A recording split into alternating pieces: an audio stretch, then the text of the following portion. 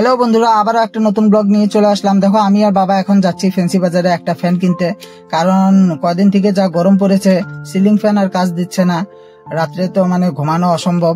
তো একটা ভাবলাম স্ট্যান্ড ফ্যান নিয়ে আসি। আর গুয়াহাটিতে তুমি যেখানেই যাও না কেন, হাফ অ্যান আওয়ার তোমার হাতে রাখতেই হবে, কারণ দেখো শুধু হেলমেট দেখা যাচ্ছে যে জ্যাম। তো আমরা এখন দোকানে চলে আসলাম, আর এই ফ্যানটা আমাদের পছন্দ হয়ে গেল, আর এই ফ্যানটা আমরা নিব। আর এদিকে সব বিলিং হচ্ছে, গ্যারেন্টি ওয়ারেন্টি দিচ্ছে। তো বাবা ওইসব গেল ক্লিয়ার করতে, আর এখন বাসা যাওয়া পালা।